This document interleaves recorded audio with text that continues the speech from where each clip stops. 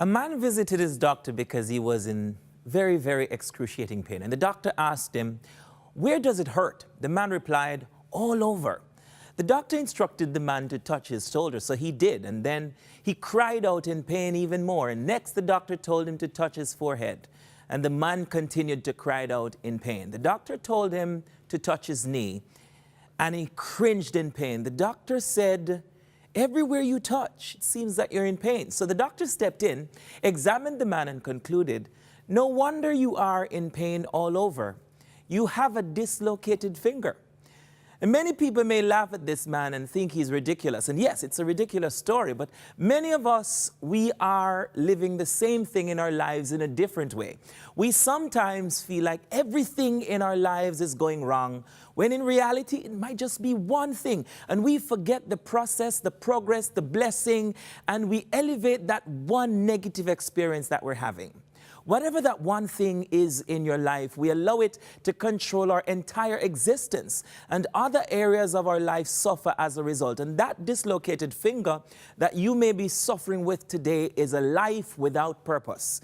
We simply can't get through each day and go through the motions. We are like a bottle on the ocean with no direction in mind. And we say, what is it going to be like today? What is it going to be like this year? There's no focus, there's no direction. We're existing instead of living and being weighed down, and we feel so empty. Well, I want to encourage you today to search for purpose. And your purpose, my friend, is not measured by what you do compared to what someone else has done. Your purpose is measured based on what you do in compared to what you're supposed to do. And the only way to know what your purpose is to walk closely with Jesus Christ in a relationship. To know your purpose, you have to know Christ. And so you have to become God's child, and you have to ask Him to guide you through. You have to trust the Lord with all of your heart. And this is not your job to go around and fulfill your purpose. Seek a relationship with God.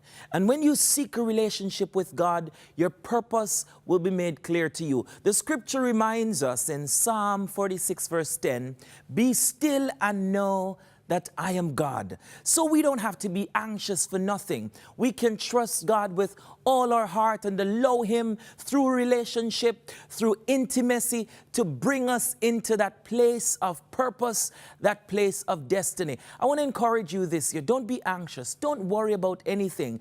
Don't spend your life and energy trying to make things happen. Trust God, seek after God, seek intimacy, and your purpose and destiny will be made known.